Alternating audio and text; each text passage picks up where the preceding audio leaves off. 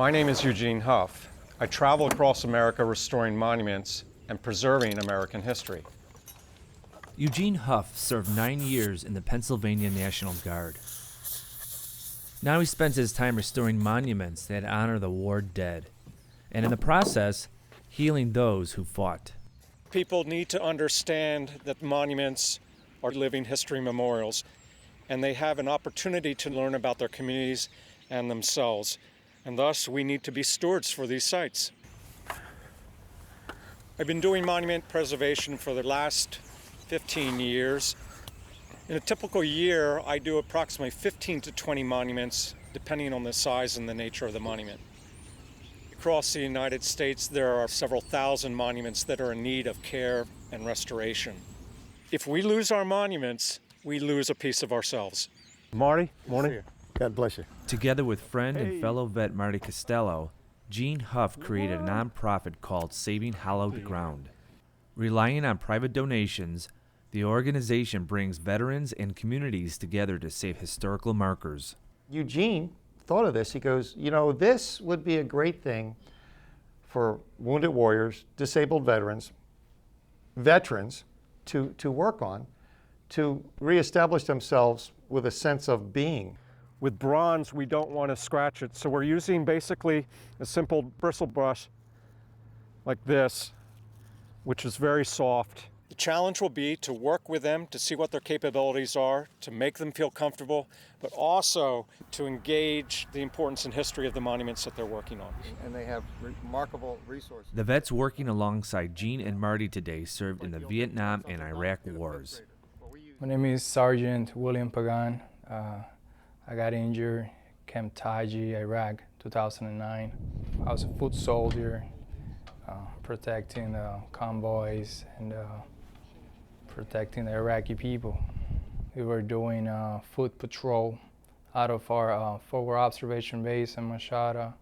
We just started as a regular patrol. All of a sudden we started taking fire. And just from the running and with all the equipment that I had on me, just the movement, it'll crush my lower back, and had a small traumatic brain injury.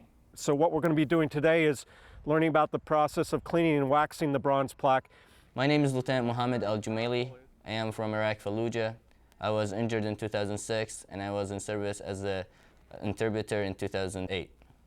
Now you can see how this is beating up here. In other words, that's lifting and running down. That's because this area has been waxed. And what's happening is that surface is now protected from impurities, acid rain, other sorts of things. And then we take the rag and then we basically buff around on it. And you can see there's a little bit of dirt on the surface there. In 2006 in January was my birthday, and also was the Muslim biggest holiday, Al-Adha, and I was ready to go to the mosque to do my service. And suddenly the Qaeda, they sent a car bomb to our house and they exploded the house and they killed some members of my family, including a 7-year-old, my cousin. She's a 7th grade, and she was beautiful, and she was like 5 yards away from where I was sitting. And I lost my leg, and I got another injuries in my other leg and other part of my body. Fallujah was a tough battleground. It was. A lot of American soldiers got killed there. Mm-hmm. My name is Bob O'Neill. I was a sergeant in Vietnam.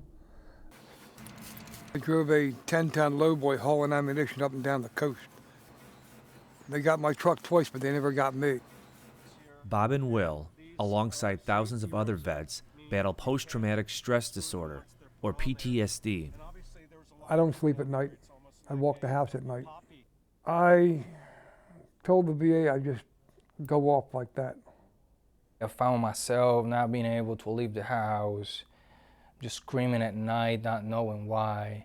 And that actually stays with you, that stress level. And then being here back in the US, back in your house, your body's here, but your mind is still over there doing missions. This is the World War I plaque, and World War I soldiers and those who paid the ultimate sacrifice. Will's an Iraqi war veteran, and he's taking care of this World War I monument. This is very important. This is very important because, you know, me and Bob were Vietnam veterans. You know, these guys are going to be taking care of our monuments when we're gone. It's a brotherhood. It's the largest fraternity in the world. We can never forget those who came before us. The cannons are iron, and what's happened over time here is that they had put a layer of paint and not treated the rust before they put the paint down. It's a just cause we have here, gentlemen.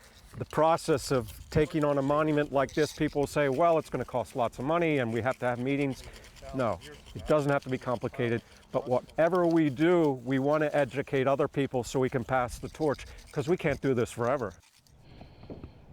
Today I got my first experience, and it definitely hit me at a level I was not expecting. It gives you a purpose. The mission doesn't stop once you become a veteran. You need to continue, you know, and leave a legacy. I never really understood.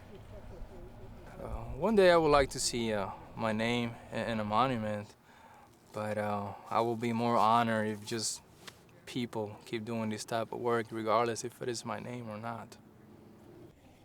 One day after I pass away, people is gonna come to my battlefield and gonna come and remember Muhammad al-Jumaili. He was also a soldier. That's something big. That's something that's gonna make my feelings and emotion really happy, because I didn't really lost my leg for no reason. Watch your fingers, everybody. Done. Gentlemen, this has been great. Marty, Thank you, Gene. It's good fun Bob, being out here with you. Thank you. I hope everybody learned something. This has been super.